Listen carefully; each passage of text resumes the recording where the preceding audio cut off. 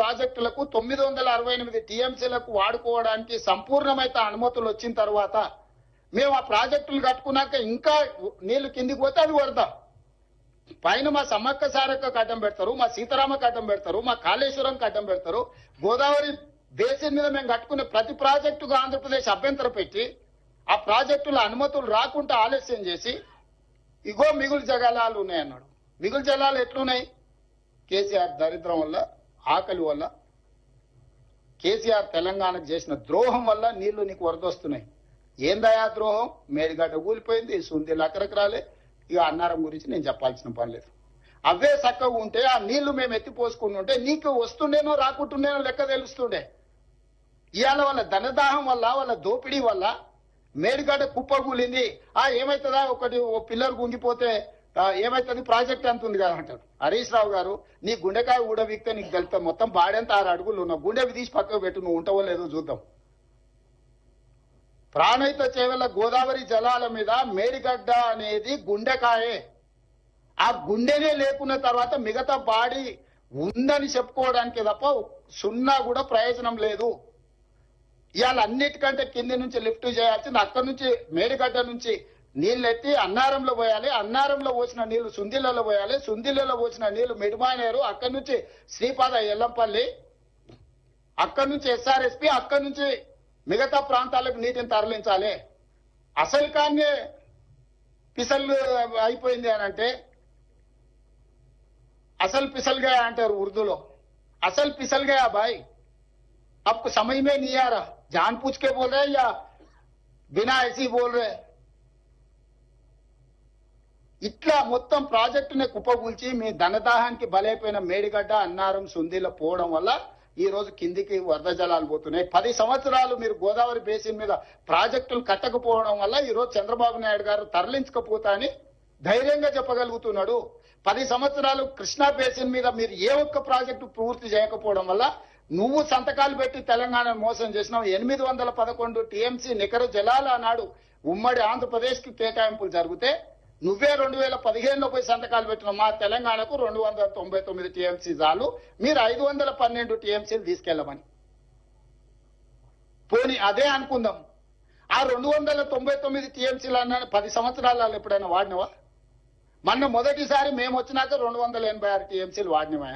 ఈ 10 ఏళ్లలో నువ్వు కల్వకుర్తి గాని, భీమా గాని, నెట్టంపాడు గాని, కోల్చాగర్ గాని, ఎస్ఎల్బిసి గాని, పాలమూరు రంగారెడ్డి పూర్తి చేసినుంటే కనీసం నువ్వు చేసిన దుర్మార్గానికి ఆ నీళ్లను వాడుకునేటోళ్ళం కదా. ఈ రోజు ప్రతి సంవత్సరం 700 పైన టీఎంసీలు ఆంధ్రప్రదేశ్ తరలించకపోతుందనంటే 10 సంవత్సరాలు చంద్రశేఖరరావు గారు, హరీష్ గారు తెలంగాణకు చేసిన ద్రోహం, దక్షిణ తెలంగాణని ఎడారిగా మార్చి మీరు ఈ రోజు నీళ్లు వినియోగించుకోకుండా ప్రాజెక్టులు పూర్తి చేయకుండా వదిలేయడం వల్ల ఆ కృష్ణానది జలాలు కూడా రాయలసీమ లిఫ్ట్, ముచ్చమర్రి, పోతిరెడ్డిపాడు 44,000 క్యూసెక్స్ నుంచి 80,000 క్యూసెక్లు, ఇవాళ శ్రీశైలం బ్యాక్ వాటర్స్ నుంచి రోజుకు 10 టీఎంసీలు తరలించుకోవడానికి ప్రాజెక్టులు కట్టారు. 10 ఏళ్లలో ఇద్దరు పల్లికలు ఇచ్చుకుంటూ కూర్చున్నారు. మొత్తం కలిపితే కల్వకుర్తి, రంగారెడ్డి ఏ ప్రాజెక్టు కలిపినా 2 టీఎంసీలు కూడా మనం లిఫ్ట్ చేసుకోలేకపోతున్నాం. ఇది తెలంగాణ దీనమైన పరిస్థితి. ఆనాడు పాలమూరు రంగారెడ్డి ఎత్తిపోతలు జూరాల నుంచి తీసుకుందామని అంటే ఎవడా మీకు చెప్పినాడు, జూరాల నుంచి చిన్నారెడ్డి నీకు తలకాయ లేదు, తల ఆడబెట్టుకుంటాం చిన్నారెడ్డిని తిట్టి అడిగిపోయాడు. జూరాల అనేది హెడ్, కృష్ణానది జలాలు మొట్టమొదట అలంపూరు జూరాల దగ్గర ఎంటర్ అయినట్టే తెలంగాణకు తీసుకుంటే శ్రీశైలంలో బ్యాక్ వాటర్స్ లో పోతిరెడ్డిపాడో లేకపోతే రాయలసీమనో ముచ్చమర్రో తీసుకోవడానికి అవకాశమే లేకపోతుండే. ఈరోజు జూరాలలో ఎంటర్ అయిన కర్ణాటక నుంచి వచ్చిన నీళ్లు అలా తిరిగి రాయలసీమకు పోయి మళ్ళీ తెలంగాణకు వస్తున్నాయి. అక్కడికి పోగానే వెనకటికి నంద్యాల ఘాట్లో దారి దోపిడీ చేస్తాం, లారీల లోడ్ పోతూనే ఉంటుంది, లారీ చిన్న పోతూనే ఉంటాయి, పైనుంచి సంచులు మాయమైతేనే ఉంటాయి. ఇవాళ రాయలసీమ లిఫ్ట్, పోతిరెడ్డిపాడు, ఇవాళ ముచ్చమర్రి, ఆ ప్రాంతానికి పోయిన నీళ్ళు అక్కడికక్కడనే మాయమైపోతున్నాయి. ఎక్కడ పోయినా తెల్లారిలో చూసే వరకాలు ఏమి కనిపిస్తలేవు. రాత్రి చూస్తే శ్రీశైలం నిండుకుంటుంది, తెల్లారి వరకాల కాలి కుండలాగా కనిపిస్తుంది. దీనికి కారణం పోతిరెడ్డిపాడు కదా, నువ్వు చేసిన కుంపటి కదా. రాయలసీమ లిఫ్ట్ నీ ఇంట్లోనే జీవో తయారైంది కదా. ముచ్చమర్రి చంద్రబాబు నాయుడు కడుతుంటే మూసుకొని కూర్చున్నది నువ్వే కదా. ఏదన్నా మేము వచ్చినాక ప్రారంభించిన ప్రాజెక్టు ఉందా?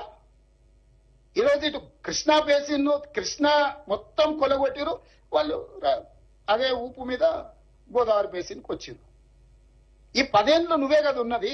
ఈ 10 ఏళ్లలోనే కదా ఈ దుర్మార్గం జరిగింది. ఉమ్మడి రాష్ట్రంలో అన్నో సమైక్య పాలకులు మనకు అన్యాయం చేసిరని ఓకే.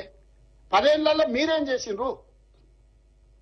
ఇలా ప్రాజెక్టులు పూర్తి చేయడానికి ఖర్చు పెడదామంటే నిధులు లేవు, నీళ్లు ఆగుతలేవు, అవి కిందికి పోతూనే ఉన్నాయి. ఇగో కింద నీళ్లు ఉన్నాయి కదా నేను ఎత్తుకపోతాను ఆయన తయారైండు. సరిగ్గా చూడు, రేపు పొద్దుగాల చంద్రబాబు నాయుడు గారు ఈ మీటింగ్ మినిట్స్ తీసుకొస్తాడు. వాళ్ళు వీళ్ళు కాదు, చంద్రశేఖరరావు గారు చెప్పారు 3000 టీఎంసీలు సముద్రంలోకి పోతున్నాయి, తెలంగాణ వాళ్ళకి ఏ నష్టం ఉందా, సముద్రంలో నేను కొన్ని తీసుకొని బాగుపడతా అంటే మీకేం కష్టం వచ్చింది, మా చంద్రశేఖరరావు మంచోడే కానీ రేవంత్ రెడ్డి ఏంది ఇట్లా చెప్తున్నాడు అని ఆయన తయారవుతాడు.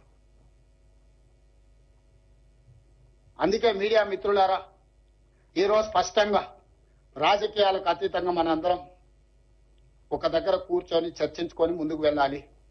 ఈరోజు కేంద్ర ప్రభుత్వం మీద ఒత్తిడి తీసుకురావాలి. మోడీ గారికి చంద్రబాబు నాయుడు గారు అవసరం ఉంది, చంద్రబాబు నాయుడు గారికి గోదావరి జలాల అవసరం ఉంది. ఇది భగవంతుడికి భక్తుడికి అనుసంధానం, అంబికా దర్బార్ భర్త అన్నట్టుగా ఉన్నది. వాళ్ళిద్దరి మధ్యలో అధికారం నీళ్లు పంపకాలు చేసుకుంటే అధికారం నీకు నీళ్లు నాకని.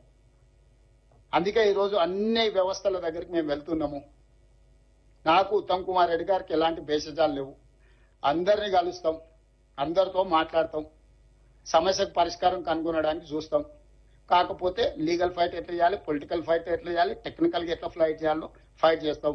చివరిగా చంద్రబాబు నాయుడు గారికి నా సూచన ఒకటే, ఇది మనం గ్యాప్ పెంచుకోవడం, దూరం పెంచుకోవడం ద్వారా పరిష్కారం కాదు. మీరు ఢిల్లీలో మోడీ గారిని ఒత్తిడి తెచ్చి అనుమతి తెచ్చుకోవడం వల్ల ఇవి పూర్తి కావు. కాబట్టి మా తెలంగాణ ప్రాజెక్టులో గోదావరి బేసిన్ మీద 968 టీఎంసీలు, కృష్ణా బేసిన్ లో పరివాహక ప్రాంతం ప్రకారం మాకు ఒక 555 టీఎంసీల నీళ్లు వస్తాయి. దాని బేసిస్ మీద మేము కొన్ని ప్రాజెక్టులు కట్టుకుంటాం. ఈ రెండింటికి మీరు క్లియర్ గా అనుమతి ఇవ్వండి. ఆ తర్వాత ఎన్ని సముద్రంలో పోయే నీళ్లు మీరు ఎన్ని తీసుకుపోయినా మాకు అభ్యంతరం లేదు. 3000 మీరు ఎన్నైనా తీసుకెళ్ళండి. ఓ 1000 టీఎంసీలు దాదాపుగా గోదావరి మీద, ఒక 500 టీఎంసీలు కృష్ణా బేసిన్ మీద మా ప్రాజెక్టులకు మీరు ఎన్ఓసి ఇవ్వండి. ఈ 2 ఎన్ఓసీలు ఇచ్చిన తర్వాత మేము మీ ప్రాజెక్టులకు ఎలాంటి అభ్యంతరం పెట్టము. మా తెలంగాణకు 1500 టీఎంసీలు వస్తే 1,50,00,000 ఎకరాలకు మేము నీళ్లు అందించుకోగలుగుతాం. మా తెలంగాణలో పంటలు పండించుకుంటాం. మీకు మాకు ఎలాంటి సమస్యలు ఉండవు. వ్యక్తులుగా కాదు, ఇది 2 సంస్థలు, 2 రాష్ట్రాలు. ఈ రాష్ట్రాల ప్రజల ప్రయోజనానికి కృష్ణా బేసిన్ మీద ఒక 500 టీఎంసీలు, గోదావరి బేసిన్ మీద దాదాపు ఒక 1000 టీఎంసీలకు మీరు బ్లాంకెట్ ఎన్ఓసి ఇవ్వండి. ఆ తర్వాత మీరు ఏ ప్రాజెక్టులైనా కట్టుకోండి, మాకు అభ్యంతరం లేదు. కేంద్ర ప్రభుత్వానికి కూడా మా విజ్ఞప్తి ఇదే, శశపిషలు లేవు. కిషన్ రెడ్డి గారు, కేటీఆర్ గారు ఒత్తిడితోటి నువ్వు ఎన్నిసార్లు తప్పించుకుంటావో నీ ఇష్టం. తెలంగాణ ప్రజలు నిశ్చితంగా గమనిస్తారు. రేపు సిఆర్ పాటిల్ దగ్గరికి వెళ్ళడానికి మాకు టైం ఉంది. కిషన్ రెడ్డి గారిని రిక్వెస్ట్ చేసిన ఢిల్లీలోనే ఉన్నారు కాబట్టి మీరు కూడా మాతో పాటు రండి. సిఆర్ పాటిల్ దగ్గరికి వెళ్లి తెలంగాణ ప్రజల ప్రయోజనాల గురించి మాట్లాడుతామని మా మంత్రి గారు ఆల్రెడీ విజ్ఞప్తి చేసిండ్రు. వారిని కూడా మాతో కలిసి రావాల్సిందిగా తెలంగాణ